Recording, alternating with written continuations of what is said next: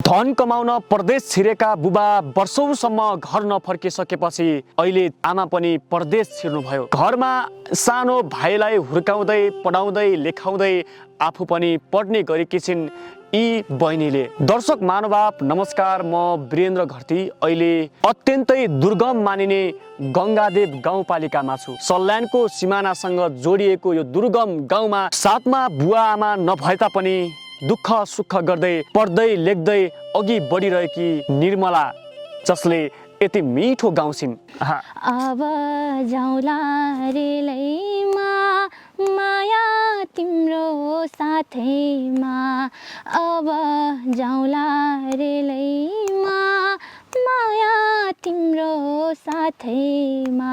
भविष्यमा ठुलो कलाकार बन्ने उनको सपना थियो, तर न त उनले बाबाको माया र साथ पाइन्, न त राम्रोसँग पढ्न नै। अहिले उनको सपना पुरा गर्नका लागि आमा प्रदेशमा हुनुहुन्छ र प्रदेशमा आमा हुँदै गर्दा सानो भाइले सुतिरहेको बेला राति झस्किँदै आमा खोजिरहेको हुन्छन्। भिडियो कहाँबाट हेर्दै हुनुहुन्छ धेरैभन्दा धेरै सेयर गर्नुहोला भन्दै यति बेला लाग्छु बहिनीसँग कुराकानी गर्नतर्फ। बहिनी नमस्ते, स्वागत छ यहाँलाई। नमस्कार। के छ खबर? आराम हुनुहुन्छ? हजुर आरामै छु म त। के नाम हो तपाईँको? मेरो निर्मला घरती मगर। निर्मला घरती मगर। हजुर। के गर्नुहुन्छ तपाईँ? म अहिले पढ्छु अनि त्यस्तै घरायस काम गर्छु, त्यही हो। कति वर्षको हुनुभयो नि? म अहिले 17 वर्षको भएँ। 17 वर्षको हुनुभयो। हजुर।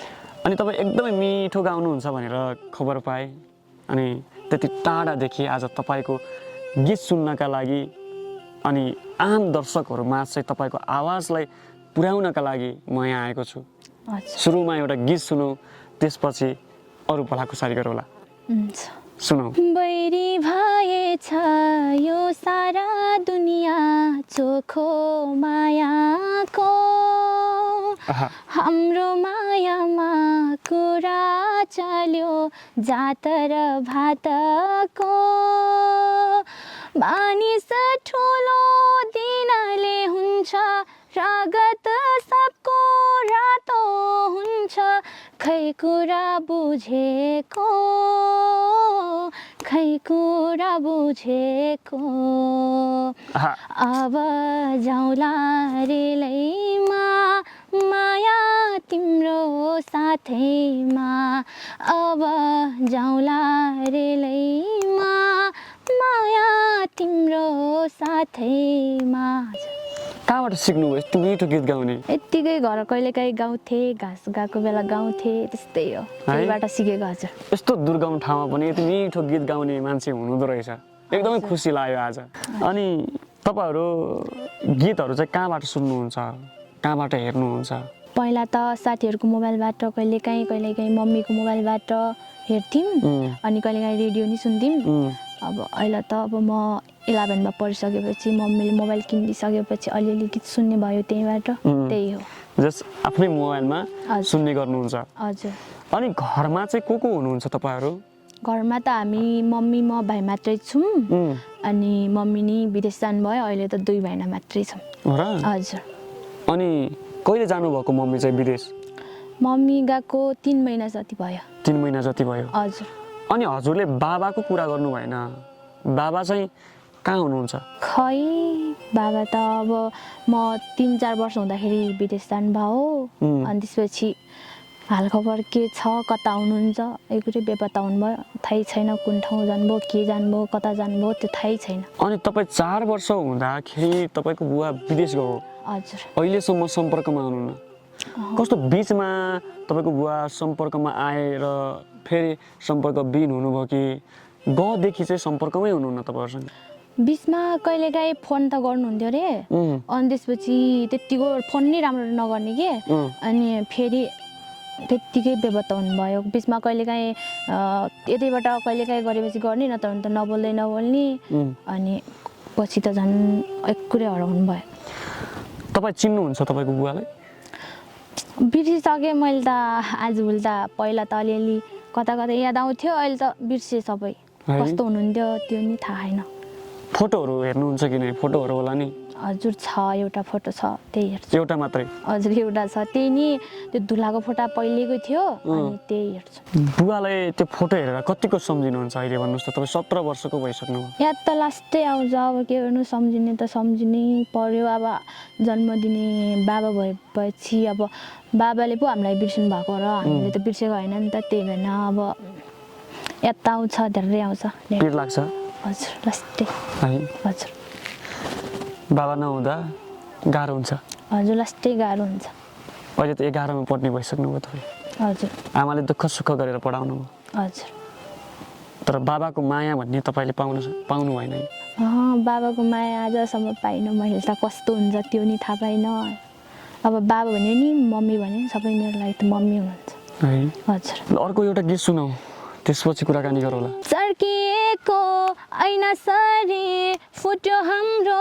माया तिमीले घात गरेपछि टुट्यो हाम्रो माया चोखो माया गर्ने मेरो दिल तोडी गयो छुट्ने बेला चिनो आफ्नै फोटो छोडी गयो फोटो फिल्ममा कहिले मिलन कहिले बिछोड माया पिरिममा फोटो फिल्ममा सधैँ एउटै नहुने यो माया पिरिममा कस्तो राम्रो गीत यस्तो राम्रो गीत गाउने मान्छे होइन बुवा पनि साथमा हुनुहुन्न आमा पनि साथमा हुनुहुन्न हजुर आमा किन चाहिँ परदेशिनु भयो अब हामीलाई खर्च जुटाउनलाई धेरै गाह्रो भयो अनि गोजेमा 5 पैसा नहुँदाखेरि कति धेरै गाह्रो भयो अब मलाई नि खर्च धेरै लाग्न सक्छ अब म पनि 11मा गइसकेँ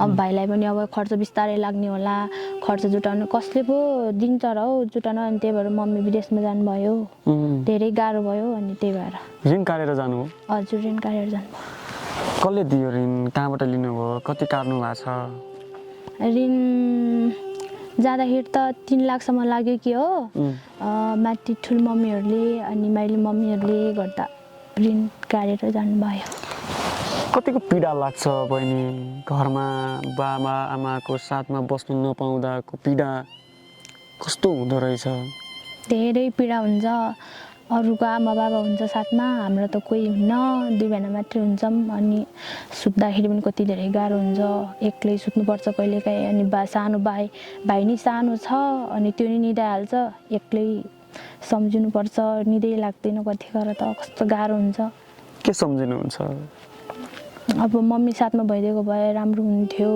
भन्ने लाग्छ अब मम्मीलाई नजानुहोस् भन्दाखेरि पनि अब धेरै गाह्रो भयो खर्च जुटाउनलाई अनि त्यही भएर जानुभयो लास्टै गाह्रो हुन्छ पीडा छ लास्टै पीडा छ रुनुहुन्छ कहिले रुने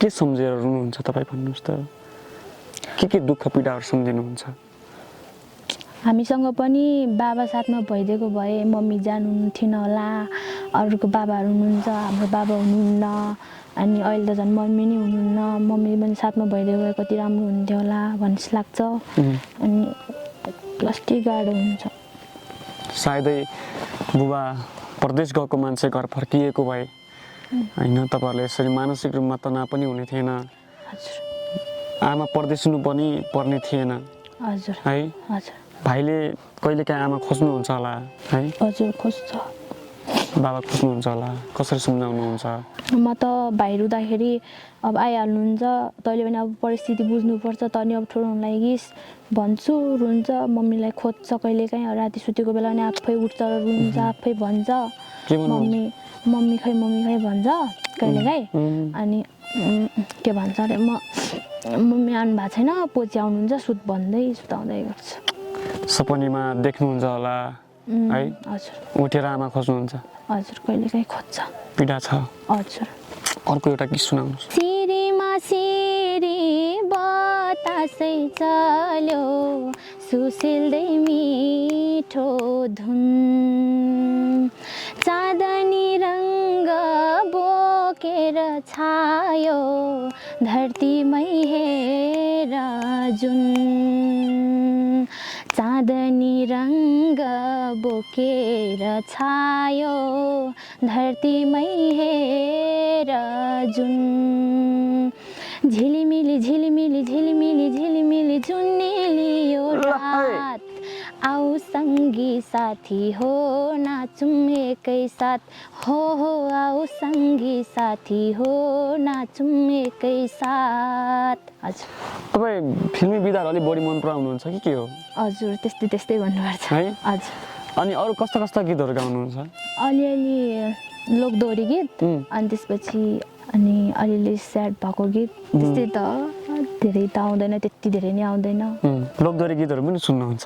हजुर अलिअलि। ल र लोकदोहोरी गीत गाउनुहोस् तपाईँ। मर्ने मिति हुँदैन पात्रोमा पाउन मलाई खोजेर कात्रोमा बगेपछि फर्कने खोला हुँदैन हाँसी खुसी रमाऊ है बाँचौँ जे अचम्बरी मान्छेको चोला हुँदैन। Thank you.